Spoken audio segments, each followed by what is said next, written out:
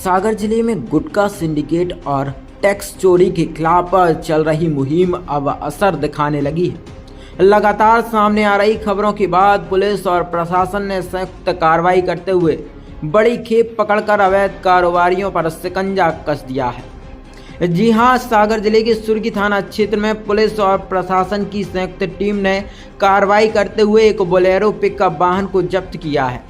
वाहन से करीब 20 लाख रुपए कीमत का राष्ट्रीय गुटखा बरामद हुआ है। प्रारंभिक जांच में सामने आया कि गुटखे की यह खेप बिना किसी वैध जीएसटी बिल के परिवहन की जा रही थी। फिलहाल पुलिस जब्त किए गए माल के पैकेटों की गिनती और दस्तावेजों का मिलान कर रही है। मामला कर चोरी से जुड़ा होने के कारण आगे की कार्रवाई के लिए इसे स्टेट टैक्स विभाग को सौंपा जा रहा है। सूत्रों के मुताबिक सागर जिले में गुटखा कारोबार संगठित सिंडिकेट के रूप में संचालित हो रहा है। इसमें कंपनी स्तर से लेकर थोक और फुटकर तक बिलिंग में हेराफेरी की जा रही है। इस अवैध नेटवर्क के चलते सरकार को हर महीने लाखों से लेकर करोड़ों रुपए तक के राजस्व नुकसान की आशंका जताई जा रही है। गौरतलब है कि 1 फरवरी 2026 से गुटखा और पान मसाला पर टैक्स व्यवस्था में बदलाव किया गया है। वर्तमान में इस पर कुल 40% जीएसटी लागू है, जिसमें 20% केंद्र और 20% राज्य का हिस्सा होता है।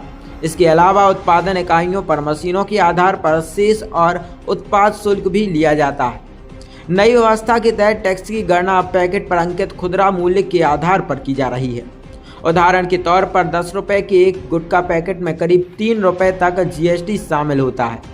ऐसे में बिना बिल के बिक्री से सरकार को 3 स्तर पर नुकसान होता है: सीधे जीएसटी की हानि, इनपुट टैक्स क्रेडिट में गड़बड़ी और उत्पादन क्षमता छिपाकर शेष की चोरी।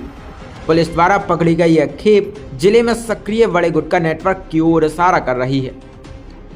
यदि मामले की गहराई से जांच की जाती है तो इसमें शामिल बड़े कारोबारियों और पूरे सिंडिकेट का खुलासा हो सकता है। फिलहाल इस कार्रवाई के बाद अवैध कारोबारियों में हड़कंप मचा हुआ है।